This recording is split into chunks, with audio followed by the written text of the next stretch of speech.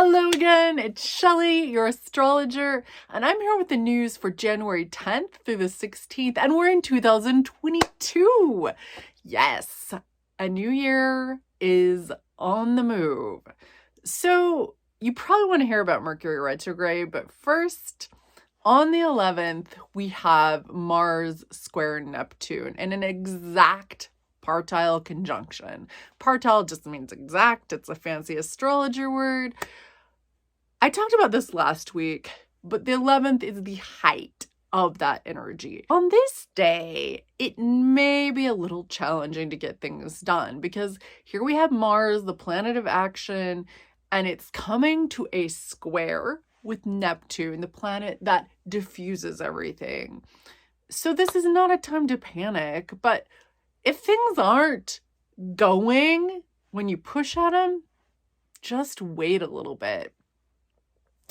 And know that there are times when things move, but they don't move as quickly or in the way you might anticipate. You're still setting things in motion. And with that, you don't have all the information yet. So bear that in mind. You may have heard that Mercury is about to go retrograde.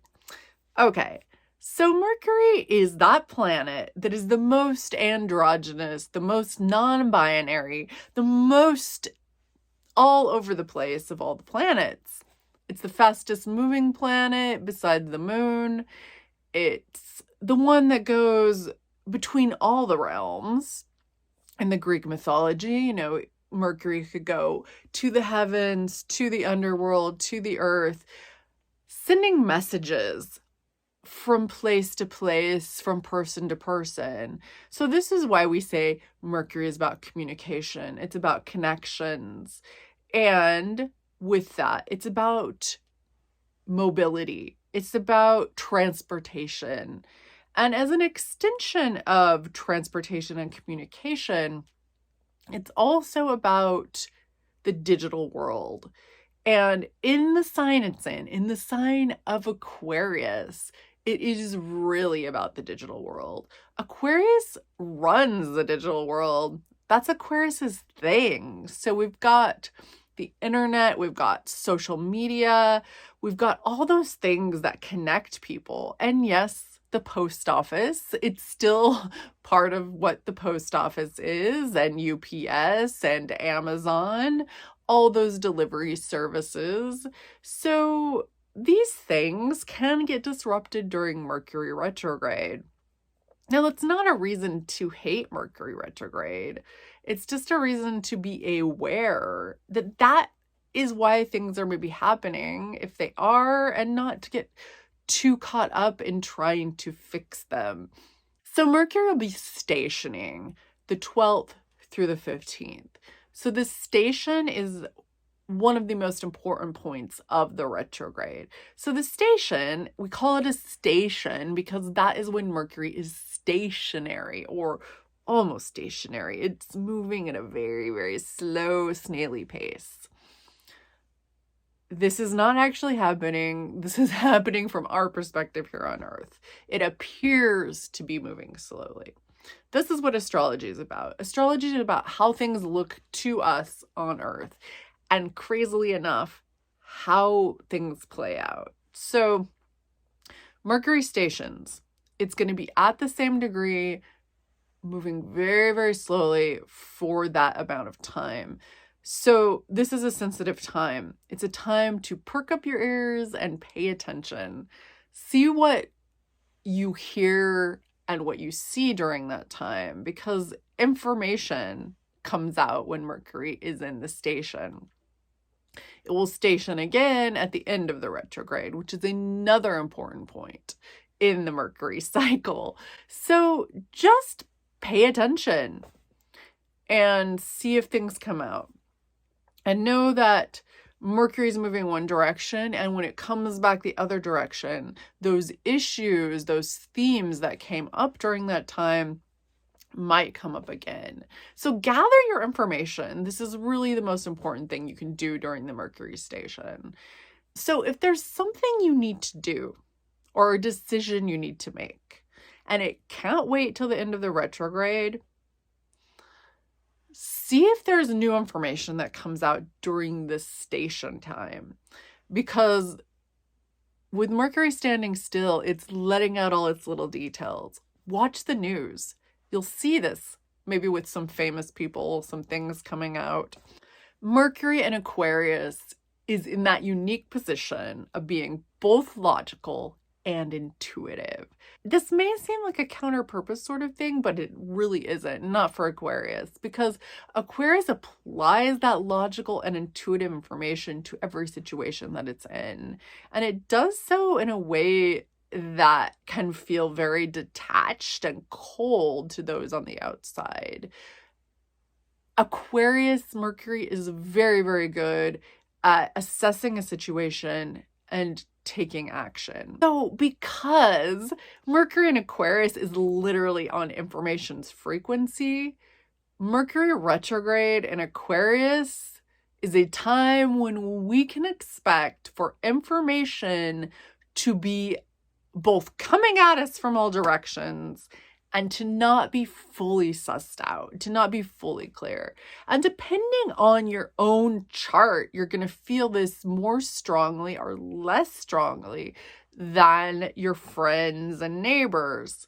So just know that Mercury retrograde is a time to gather information. It's a time to take it in, and don't get too upset if your internet goes down. So the last thing I want to talk about this week is the sun in Capricorn making its way to the planet Pluto. One thing that Pluto is about is our personal power. It teaches us what power is, what power dynamics are. And so sun moving towards Pluto could be a super empowering time. It could be a time where you easily slip into your personal power and you recognize it, especially if you have earth signs in your chart. So Capricorn, Virgo, Taurus placements, those are going to feel it in the most way.